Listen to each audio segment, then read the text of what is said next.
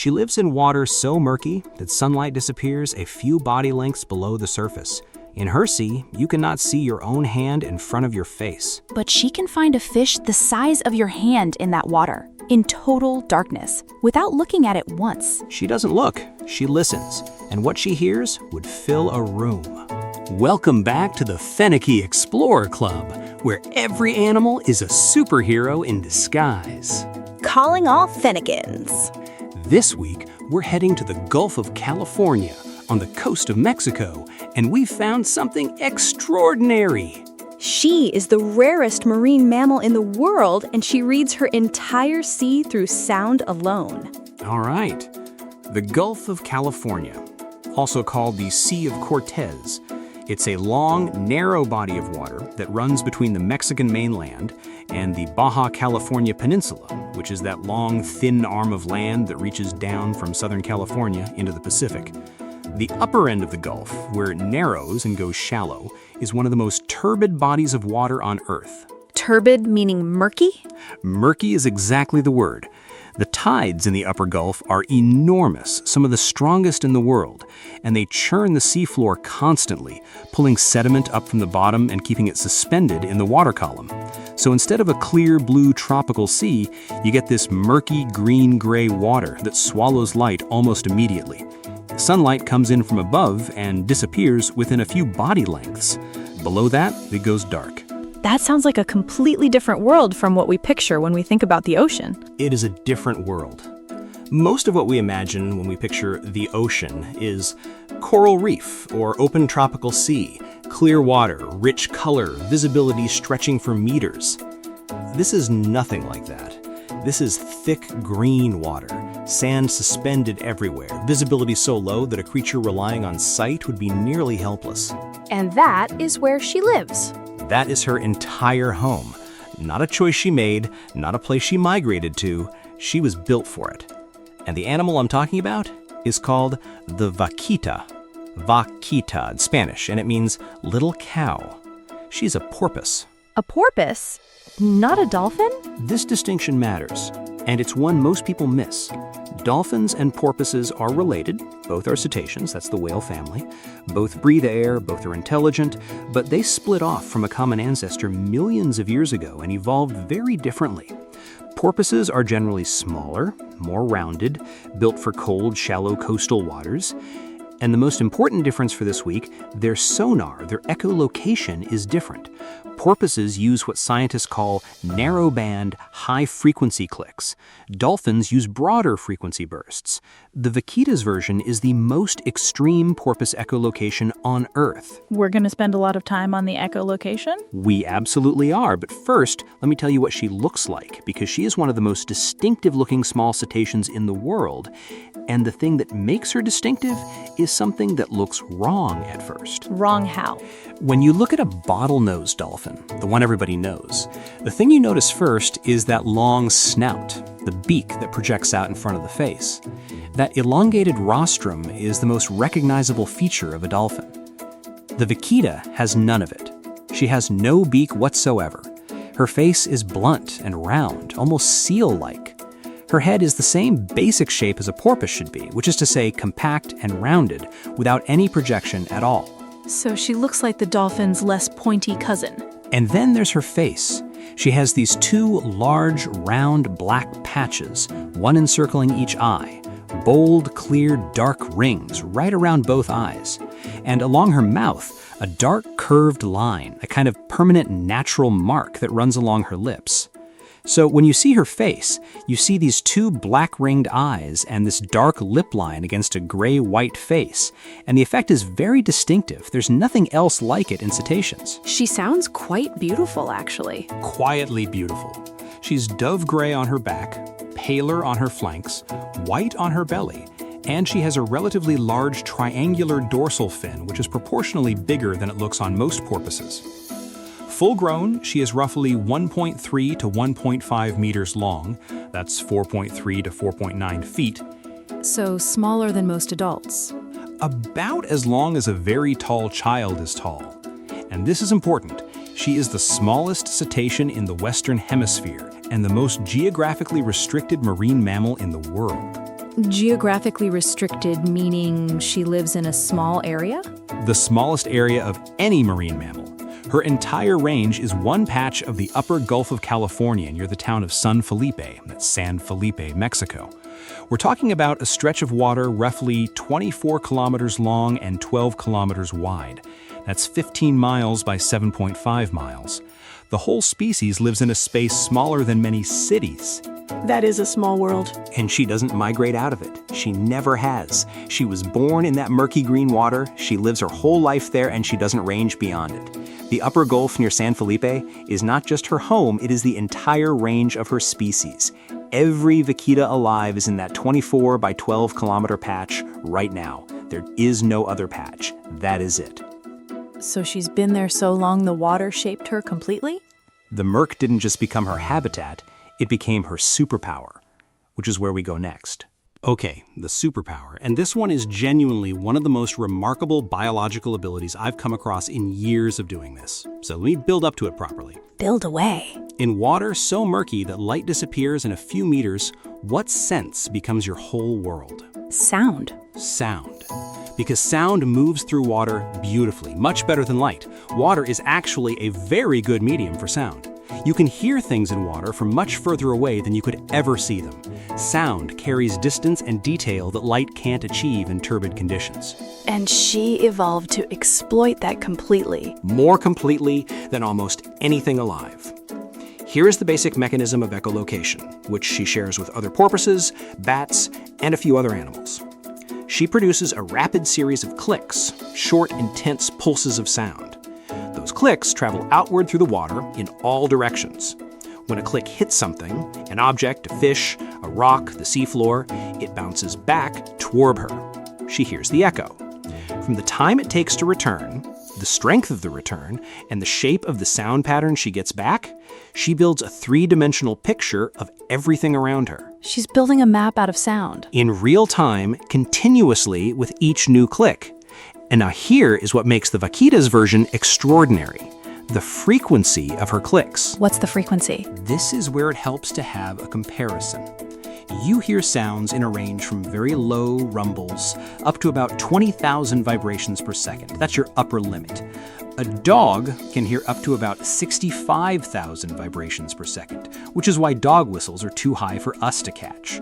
The vaquita clicks at 122,000 to 150,000 vibrations per second. That is between 6 and 7 times higher than a dog can hear, more than 7 times higher than your absolute ceiling. So no human on Earth could hear these clicks without special equipment. The researchers who study her use underwater microphones called hydrophones. Those pick up the clicks and lower the frequency so we can hear them. To your ears in the water, she would be completely silent. And that turns out to be the key thing. The key thing being? The fish she hunts. Silversides, croakers, small crustaceans, squid, they have ears designed for certain frequency ranges. They evolved to detect predators by the sounds those predators make. But those small fish cannot hear sounds above a certain frequency, somewhere well below where Eco is clicking. So when Eco sends her clicks through the water, they pass right through the auditory range of her prey. The fish cannot hear them at all. She is literally invisible to their ears. She is hunting in complete acoustic silence from the prey's perspective. She is a ghost. She clicks, she reads the echo, she knows exactly where the fish is, its size, its distance, which direction it's moving, and the fish has not the faintest idea she exists until she doesn't. That is extraordinary. And she built this just for the murky water? Over millions of years, the narrow-band high-frequency clicks became more precise because precision matters in turbid water. If your clicks spread wide, like a broad-spectrum broadcast, they bounce off the sediment in the water column and create noise. Vaquita clicks are narrow-band, meaning they're tuned to a very specific frequency and don't spread. They cut through the murk without creating interference. The result is a sonar system so precise she can locate a fish 2 centimeters, under an inch in length, in water where she can barely see her own fin. Can she hunt deep, or does she stay near the surface? Both. She dives to 30 to 50 meters, which is about 100 to 165 feet, but most of her hunting happens in shallower water, where tidal currents stir up the most prey. She's actually most active during tidal shifts, those windows when the tide is turning and the current is at its most churned up, because that movement brings small fish and invertebrates into the water column where she can find them. She is timed to the tides. She runs on tidal time. And here is the full picture of what that means. She wakes up, she sends her plicks out, she builds her acoustic map. Rock, sand, fish, current, the shape of the seafloor below, the direction of the tide, the position of every living thing for a meaningful distance around her. All of that in real time, continuously, without needing to see a single thing. In her murky green sea, where you or I would be swimming blind, she sees everything, just not with her eyes. Echovision. She sees with her ears. The entire world in sound. That is echovision. Walk me through her day. What does a day actually look like? The first thing to understand is that she is not highly social, not the way dolphins are. Dolphins form pods, families, complex social structures. Vaquitas are usually found alone, or in pairs, or occasionally in groups of 3. They're companionable when they encounter each other, but they don't maintain long-term pods. Alone sounds quiet. I think she'd find the word strange. Her world is built from sound. Even alone, she is reading constant information. The water, the current, what moved past recently, whether another vaquita is somewhere in the distance clicking.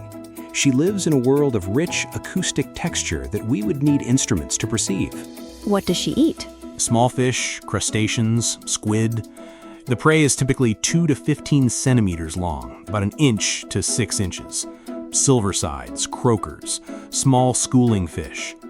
She's a precise hunter, not a raker. She targets specific prey rather than filtering large volumes of water. Each click, each echo is a targeting decision. And she can do this in water where you literally cannot see. That's exactly it. The conditions that would make hunting nearly impossible for a sight-dependent predator are the conditions she was made for. What about calves? How does that work? Vaquita calves are born singly, one at a time, in spring, roughly March through May. The mother carries the calf for around 11 months before it's born. The calf stays close to its mother for about 3 to 4 months while it develops. And in those first months, the calf is learning, among other things, how to click. A calf that doesn't know how to click yet is effectively blind in that water. It's completely dependent on its mother's acoustic sense while it develops its own. And this brings me to the most important thing that has happened in recent vaquita history. The calves. In September 2025, a research team conducted the most recent census of vaquitas in the Gulf. They found between 7 and 10 individuals, and among them, 2 new calves. That is not a large number. It is an extraordinarily small number, and we're going to come back to why in a moment. But what matters here is what those calves mean, and there is one vaquita in particular I want to tell you about. Her name, in the research records, is Frida. And in 2023, Frida was observed with a calf. In 2024, Frida was observed with a new calf. And in September 2025, Frida was observed with a calf again. 3 consecutive years, the same mother. 3 years running. 3 years running, which tells us 2 things. First, Frida is alive. She is healthy enough, well-fed enough, safe enough to carry a calf to term and keep it alive through those first vulnerable months. And second, the vaquita is a species that can still reproduce. These are not animals that have given up or lost the ability to have young. Frida is doing it repeatedly. That feels significant. It is the most important conservation signal in the Gulf of California right now, because it is not just a number. It is a mother who keeps coming back to the same murky green sea and sending a new voice into it. Zoom out for me. Where does she sit in the animal world? What is she, really? She is the rarest marine mammal on Earth. In the sense of raw population, she has fewer wild individuals than almost any other mammal. 7 to 10. To give that a picture, if you gathered every wild vaquita in the world into one room, they would not fill the front row of seats in a small cinema. That is a number that requires a moment. And the reason that number is so low is where the story gets hard, and we're going to get there.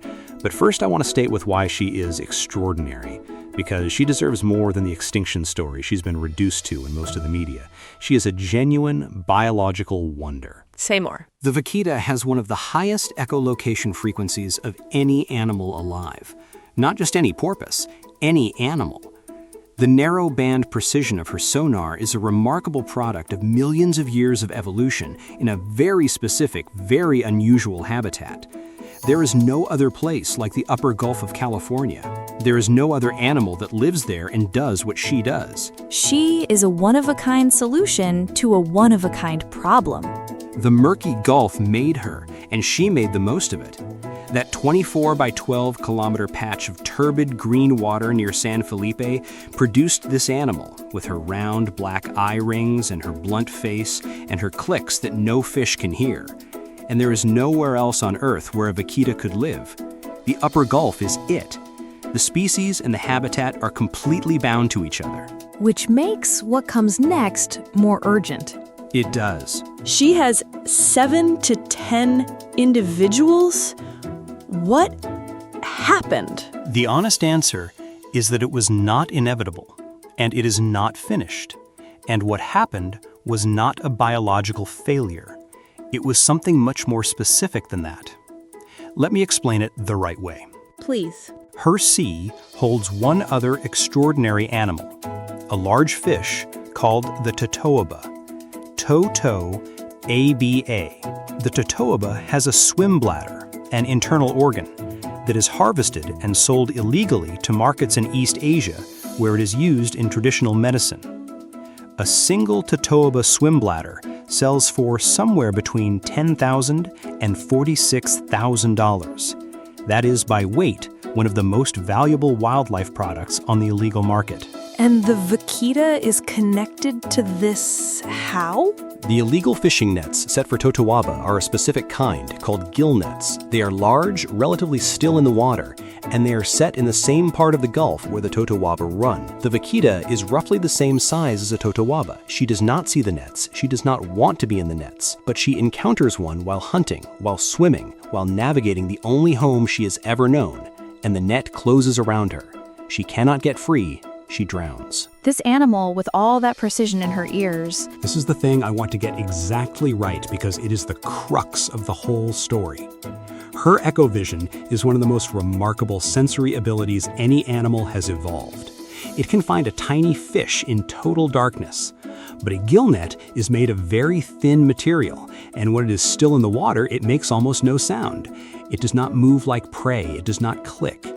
The net is close enough to the edge of what her sonar can detect at certain positions and in certain conditions that it sometimes slips past her. So the one danger in her whole sea is the one thing her superpower was not built to catch. The one thing, not a predator she needed to evolve away from, not a competitor who outcompetes her, a net set for a different animal entirely. The vaquita is not being hunted, she is dying by accident in nets meant for something else. And people know this is happening. People know, and the response has been real. Gillnet fishing has been banned in the Upper Gulf since around 2017 and 2018. The Zero Tolerance Area was established in 2020, a protected zone of 288 square kilometers, which is about 111 square miles, overlapping the vaquita's core range. No boats are allowed in that zone. The Mexican Navy patrols it. Underwater net removal systems have been deployed. The international community is involved. So the protection is there. The protection exists on paper and on patrol boats. The challenge is that the profit margins on illegal totoaba fishing are so high that people keep setting the nets anyway. Enforcement in remote water is genuinely difficult. The nets keep appearing, and each one is a risk to a population that cannot afford a single loss. But the calves. The calves. This is why September 2025 matters. The census found 7 to 10 vaquitas. That number has not crashed further from the year before. In a species that spent years declining by nearly half with every count, holding steady is a genuine sign, and 2 new calves were swimming in that sea, and Frida was there with her 3rd consecutive calf. The sea is still answering. So the work being done is having some effect. The evidence says it is not failing completely, and the animals themselves are showing that they can still breed when conditions allow. Whether that is enough depends on what happens to the enforcement of those nets, not on any failure in the Vaquita. She is doing everything right. She is still clicking, she is still calling, the sea is still calling back. Keep the nets out of her water and she keeps going. That is the whole of it. Keep the nets out, keep her small patch of the Gulf quiet and clean, and more tiny new voices get to send their first clicks into the green, and the sea gets to answer them. Quiz time. 3 questions for the Fennekies listening. Let's do it. Question 1. What is echovision and how does it work? Echo sends out clicks, too fast and too high for most ears to hear. Those clicks bounce off everything in the water and return to her as echoes. She reads the echoes and builds a complete picture of her world, the shape, size, distance, and movement of everything around her. In water too dark to see, she hears everything perfectly. That is echovision. Question 2.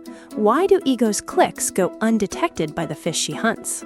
Her clicks are at 122,000 to 150,000 vibrations per second. That's about 7 times higher than a dog can hear, and more than 7 times above your own hearing limit. The small fish she hunts simply cannot perceive sounds that high. She passes right through their auditory range. They have no idea she's coming. Last question. In September 2025, researchers found something hopeful in EcoSea. What was it? 7 to 10 vaquitas, with the population holding rather than falling further. 2 new calves swimming in the Gulf, and one mother, Frida, with her 3rd calf in 3 consecutive years. The sea was still answering. A real creature in a real place, still doing what she was born to do. That is the kind of hope you hold carefully. You hold it carefully and you do not let go of it. Because a mother keeps having calves in that green sea. The clicking goes on.